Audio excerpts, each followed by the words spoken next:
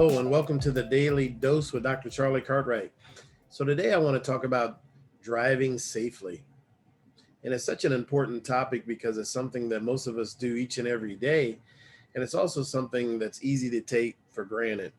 And there's some things that I've observed over the last year that I want to talk about today. A couple things specifically. Number one is texting and driving. See it every day, every single day. And the reality is, most of us have been guilty of doing it, and it's something that we absolutely should not do.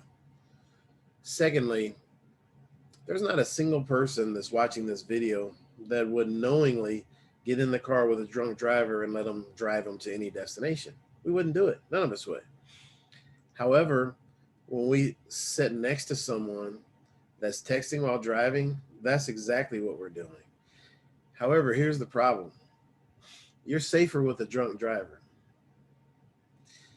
According to the National Highway Transportation and Safety Administration, texting and driving is 600% more likely to end in some type of accident versus drunk driving. Because at least drunk drivers are watching the road. When you're looking down and texting, you're not looking at the road. You can't see anything that's coming. So it's so dangerous, and yet and still, I see it happening every day. Sadly, I've seen safety professionals do it. Safety professionals, people that preach safety every day. I'm the last company I was with, a couple different safety professionals. I'm in the passenger seat. They're over there on the highway in town. And I'm like, what are you doing? You're a safety professional. You're the last person that should be texting and driving. And it's just something that we should never do, personally or professionally. And we should never allow anyone that we're riding with to do it. And so we've got to be able to come to agreement before the wheels start moving with ourselves that we're not going to do it. So put our phone in a position where we're not going to be picking it up while we're driving. And then if we're a passenger, before the wheels start rolling, we've got to have the conversation with the person that's driving to come to an agreement that they're not texting for any reason. If there's a message that needs to be sent, they can hand the phone to you and you can send it for them. Otherwise, it needs to wait until you arrive at your destination.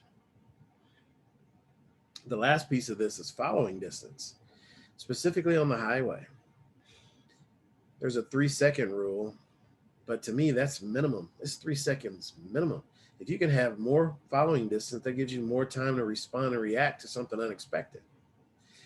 And you see all the time on the internet, it used to be in the newspaper, now it's on the internet, we have these multiple car pileups because people are traveling at a high rate of speed, the following safe following distance not being observed, and then something unexpected happens ahead and everyone just right, because there's no room to stop. And so for us individually, we need to take a look at our following distance and make adjustments. And sometimes I understand it's rush hour and it's not possible. However, most of the time it is possible, and we must make it possible for us ourselves by observing safe following distance. I was just the other day riding with a friend, and we're heading up the highway to go see a college basketball game. And that was the first time that I've ridden with my friend on the highway. Should have had the conversation. Didn't. Tailgate, tailgate, tailgate, speed ahead, tailgate, tailgate, tailgate, speed ahead. And it was nerve wracking for me because I knew if these cars, if something happens, if a deer runs in the middle of a road or an object cross the road, a lot of people will slam on their brakes. Though they won't respond in a very logical or safe manner. And you're following too close, you're going to be into them.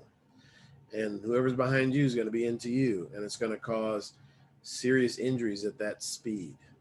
Okay, so it's something that is to keep in mind. And typically on the average day, the average U.S. citizen, the most dangerous undertaking they have each day is getting in their car and driving. Right? It's the most dangerous things people do every day. However, it gets taken for granted, and safety rules, regulations, best practices are being ignored daily. So I want to challenge everyone and encourage everyone to really observe these things closely and make a conscious effort to make sure that you don't do it and that other people don't participate in these dangerous and harmful practices. So that's my message for today. Hope this finds you well. And until next time, take care.